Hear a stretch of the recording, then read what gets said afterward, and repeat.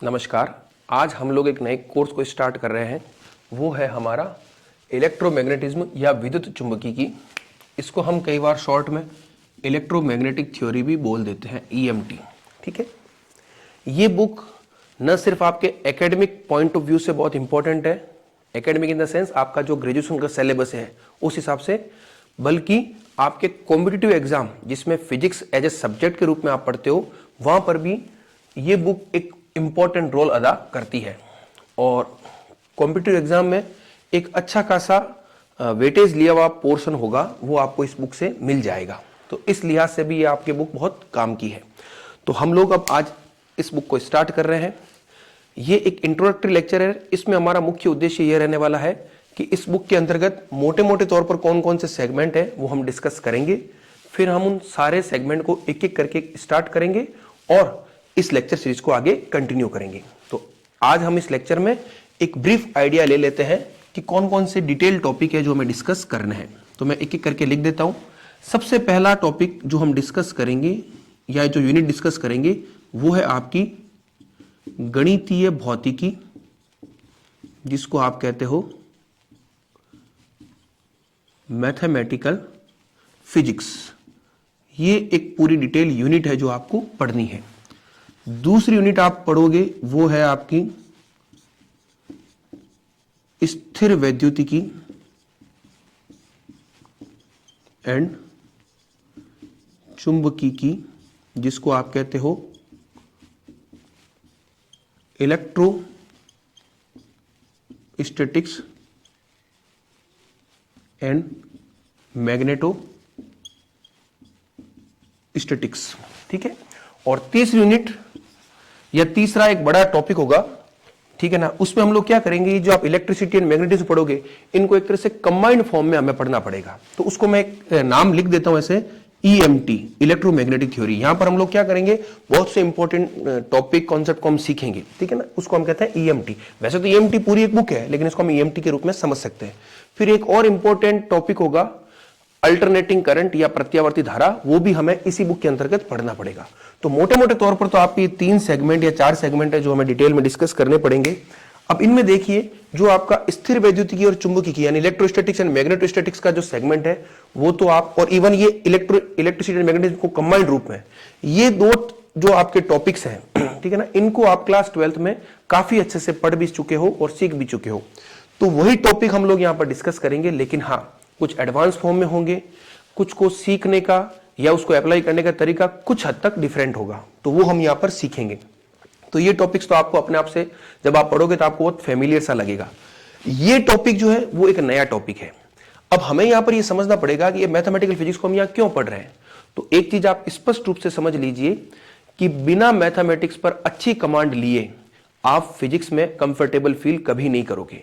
इस वजह से ऐसा कहा भी जाता है कि मैथमेटिक्स जो है वो एक तरह से फिजिक्स की लैंग्वेज है। अगर आपकी लैंग्वेज पर कमांड नहीं है तो उस टॉपिक को आप या उस पूरे सेगमेंट को नहीं समझ पाओगे। इस वजह से क्या किया गया है कि कुछ इंपॉर्टेंट मैथमेटिकल टूल और टेक्निक्स को क्या कर दिया, फिजिक्स के सिलेबस का पार्ट बना दिया, ताकि हम लोग उसको हमारे सिलेबस के कारण इसको पढ़ लेंगे तो फिर हमें इन चीजों को अप्लाई करना हमारे लिए बहुत आसान रहेगा। और वैसे तो देखिए, मैथमेटिक्स के जितने भी कॉन्सेप्ट हैं, चाहे वो आपके डिफरेंशियल इक्वेशंस ले लीजिए, ट्रिग्नोमेट्रिक फंक्शन ले लीजिए, स्पेशल फंक्शन ले लीजिए, और जो कोई भी मैथमेटिक्स में हम चीजें सीखते समझते वो सब आपको आनी ही चाहिए। तो उसके लिए तो क्या है, एक मैथमेटिकल फिजिक्स करके सेपरेट बुक ही होती है, उसको भी हम डिस्कस करेंगे। लेकिन चूंकि आज हमारी बुक कौन सी है, इलेक्ट्रिसिटी एंड मैग्नेटिज्म वाली बुक है, तो इसके अंतर्गत जो मैथमेटिकल फिजिक्स है उसमें हम सारे टॉपिक्स डिस्कस नहीं करेंगे, केवल वो टॉपिक डिस्कस करेंगे जो इस बुक के लिहाज से इंपॉर्टेंट है और आपके सिलेबस का पार्ट रहेगा। और मैं आपको एक चीज और बता देता हूं कि ये जो बुक है, आप चाहे किसी भी यूनिवर्सिटी की सिलेबस को उठाइए, जब आप इलेक्ट्रिसिटी एंड मैग्नेटिज्म को पढ़ोगे तो मोटे मोटे तौर पर आपको यही सेगमेंट दिखाई देंगे। तो आपके लिए ये इक्वल इंपॉर्टेंस लिए हुए सिलेबस रहने वाला है, ठीक है। तो हम अब क्या करते हैं, एक एक करके इनको स्टार्ट कर लेते हैं। तो देखिए, सबसे पहले हम गणितीय भौतिकी वाले सेगमेंट को स्टार्ट करते हैं। अब आज हमारा जो इंट्रोडक्टरी लेक्चर है, इसमें हम लोग क्या करेंगे कि कौन कौन से टॉपिक हैं जो हम मैथमेटिकल फिजिक्स के अंतर्गत पढ़ने वाले हैं उनको लिस्ट आउट करेंगे, ठीक है ना। आज हम सारे उन पॉइंट टॉपिक्स को लिस्ट आउट कर लेंगे, उससे आपके भी आसानी रहेगी कि हमें आगे किस रूप में बढ़ना है। फिर हम जैसे जैसे हमारी लेक्चर सीरीज आगे बढ़ेगी उन सब टॉपिक को हम एक एक करके लेंगे और उसको आगे हम डिस्कस करेंगे। और आपको एक चीज ये भी पता है कि हमारी जो लेक्चर सीरीज होती है उसमें हम एकदम बेसिक से स्टार्ट करते हैं और धीरे धीरे करते हम एडवांस लेवल पर जाते हैं। तो उससे क्या होता है कि ये लेक्चर सीरीज हर बच्चे के लिए इक्वल इंपॉर्टेंट रहे, ठीक है ना। तो वो आपको ध्यान रखनी है। तो हम स्टार्ट करते हैं आज गणितीय भौतिकी। ये एक पूरी यूनिट है जो हमें डिटेल में डिस्कस करनी है। तो जब हम गणितीय भौतिकी की बात करेंगे तो इसके अंतर्गत क्या क्या टॉपिक्स है वो हम लिस्ट आउट कर लेते हैं।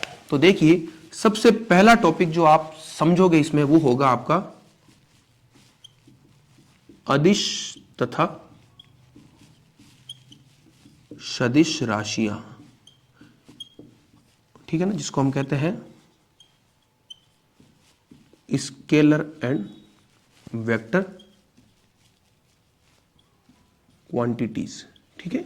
ये एक पहला टॉपिक होगा जो हमें डिटेल में पढ़ना पड़ेगा, जिसके अंतर्गत अदिश सदिश राशि की डेफिनेशंस क्या होती है, ठीक है, इसको हम कैसे फिजिकली विजुअलाइज कर पाते हैं, इनके एग्जाम्पल यानी कौन सी राशि सदिश है कौन सी राशि अदिश है वो हम यहां पर सीखेंगे। फिर जब आप ये टॉपिक पढ़ लोगे तो उसके बाद जो अगला टॉपिक आप लोग डिस्कस करोगे वो होगा आपका सदिशों का गुणनफल,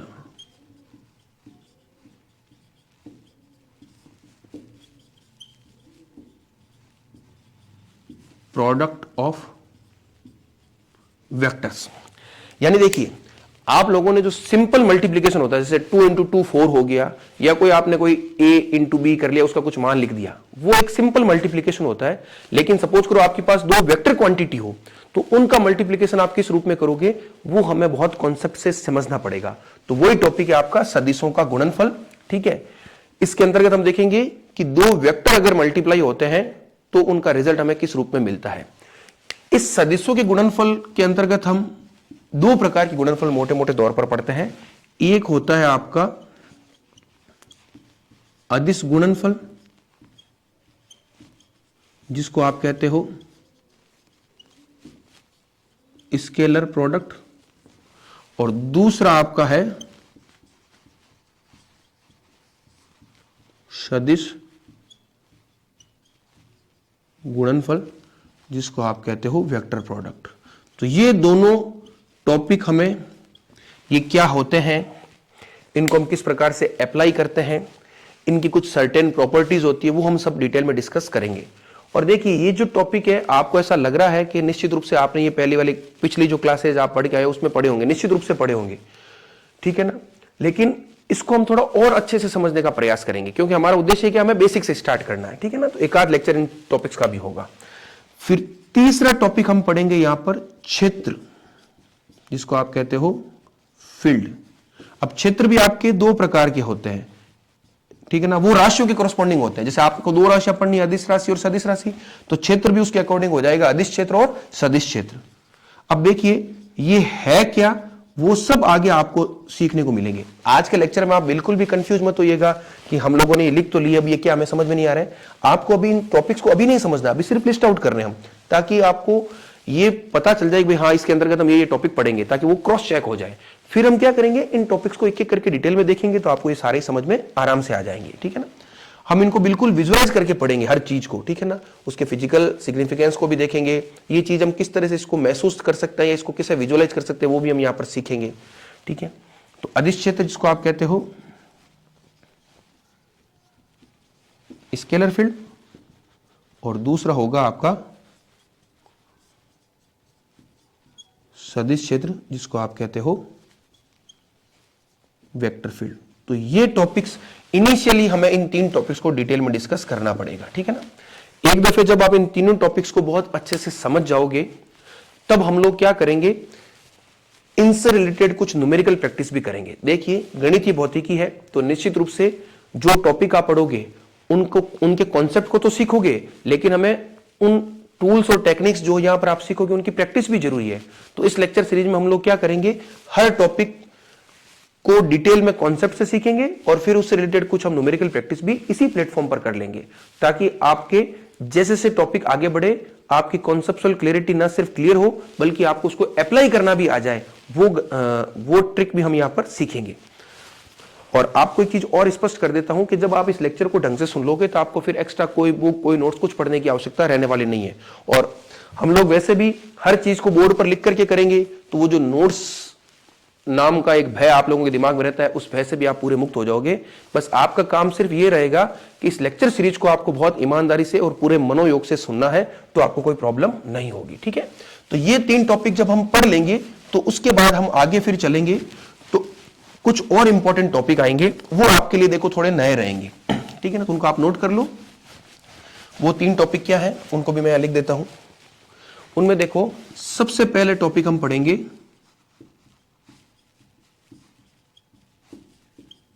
अदिश क्षेत्र की प्रवणता, जिसको हम कहेंगे gradient of a scalar field. ठीक है, ये क्या है आगे पता चल जाएगा, आप सिर्फ नोट कीजिए। दूसरा हम पढ़ेंगे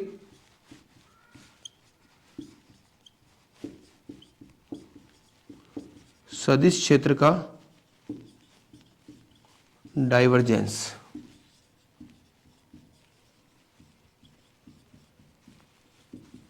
डाइवर्जेंस ऑफ ए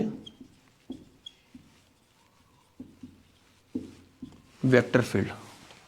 और तीसरा हम पढ़ेंगे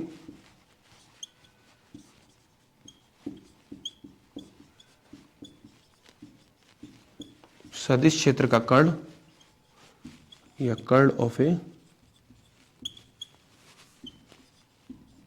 वेक्टर फील्ड। ये 3 टॉपिक बहुत इंपॉर्टेंट टॉपिक है। ठीक है ना, आपको ये जब समझ में आ जाएंगे तो आगे फिजिक्स में आप जो भी टॉपिक्स पढ़ोगे, न सिर्फ इलेक्ट्रोमैग्नेटिज्म की बात कर रहा हूं अभी, तो और भी जो आपके फिजिक्स में बुक्स होगी जब उनको पढ़ोगे तो ये तीनों आपके जगह जगह बहुत काम आएंगे। तो ये 3 आपके लिए नए हैं, इन तीनों को हमें डिटेल में पढ़ना पड़ेगा। सबसे पहले हमें प्रवणता खुद क्या होती है, डाइवर्जेंस खुद क्या होता है, कर्ण खुद क्या होता है, वो पढ़ना पड़ेगा। फिर इनको आगे अदिश क्षेत्र की प्रवणता या सदिश क्षेत्र का डाइवर्जेंस, सदिश क्षेत्र का कर्ण क्या होता है, उनको भी हम यहां पर सीखेंगे। इनके फिजिकल सिग्निफिकेंस को भी देखेंगे, इनके क्या फॉर्मूला होते हैं उनको भी हम सीखेंगे। फिर इनसे रिलेटेड जो न्यूमेरिकल प्रैक्टिस है, आप मान के चलिए इन 3 टॉपिक्स में से हर यूनिवर्सिटी के एग्जाम में आपको क्वेश्चन देखने को मिलेगा। ठीक है ना, ये तो हो गया एकेडमिक पॉइंट ऑफ व्यू की बात। और अगर आप कॉम्पिटिटिव एग्जाम में जाते हो तो इन टॉपिक्स में से आपको वहां भी क्वेश्चन 100% मिलने वाले हैं, तो इसको हम यहां पर डिटेल में देखेंगे।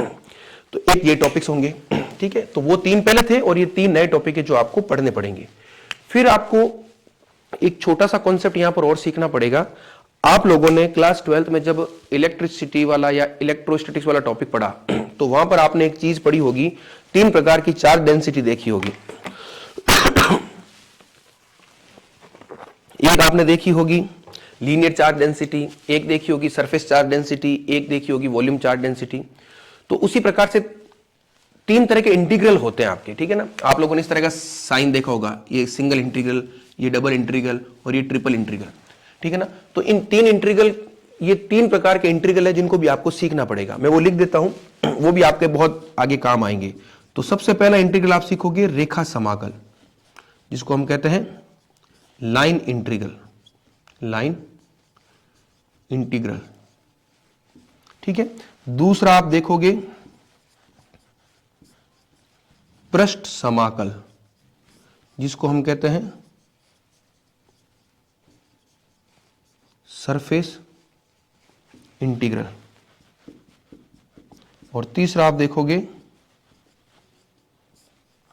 आयतन समाकल सॉरी, जिसको हम कहते हैं वॉल्यूम इंटीग्रल। ठीक है, तो ये 3 प्रकार के इंटीग्रल है जो आपको यहां पर सीखने पड़ेंगे। और उसके बाद जो नई चीज आप यहां पर देखोगे वो होगी आपकी कि कैसे इनको हम अप्लाई करें, तो वो भी आपको यहां पर सीखना पड़ेगा।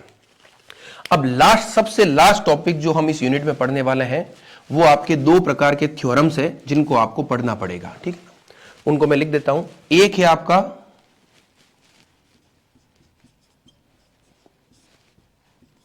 गाउस का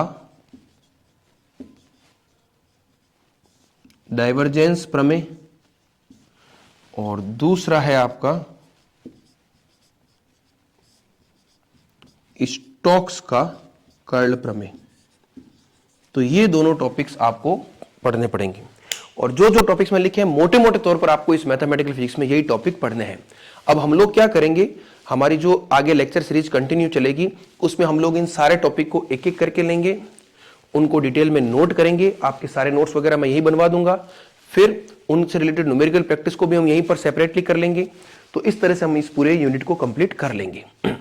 एक बेनिफिट मैं आपको और बता देता हूं कि कुछ यूनिवर्सिटीज में वेक्टर कैलकुलस करके, ठीक है ना, सदिश समाकलन करके एक बुक चलती है मैथमेटिक्स की, ठीक है ना, वो फिजिक्स की नहीं, वो किसकी है, मैथमेटिक्स की। तो आप लोग खुद ये चीज महसूस कीजिएगा और आपको लगेगा कि जब आप इन सारे टॉपिक्स को पढ़ लोगे तो वो पूरी बुक आपके अपने आप ही तैयार हो जाएगी, क्योंकि उस पूरी बुक में आपको ये तीन चीजें पढ़नी है, अदिश क्षेत्र की प्रवणता, सदिश क्षेत्र का डाइवर्जेंस और सदिश क्षेत्र का कर्ल। हो सकता है वहां पर थोड़ी न्यूमेरिकल प्रैक्टिस ज्यादा होगी, क्योंकि वो मैथमेटिक्स का पेपर है, तो वहां पर आपको प्रैक्टिस ज्यादा करनी पड़ेगी, लेकिन कॉन्सेप्ट सारे के सारे ये रहेंगे। तो यहां पर आपको एक बहुत बड़ा बेनिफिट मिल रहा है। एक बहुत प्रचलित कहावत है, killing two birds with one stone, ठीक है ना, यानी एक तीर से दो शिकार। तो यहां पर आप फिजिक्स के अंतर्गत जब इसको पढ़ोगे तो मैथमेटिक्स की उस बुक को भी आप अच्छे से पूरा प्रिपेयर कर लोगे। तो इस पूरी चीज को आप नोट कीजिए। आज के हमारे इंट्रोडक्टरी लेक्चर में हम लोग इतना ही डिस्कस करेंगे। अब हम अगले लेक्चर में इन टॉपिक को एक एक करके लेते हुए आगे बढ़ेंगे। Thank you.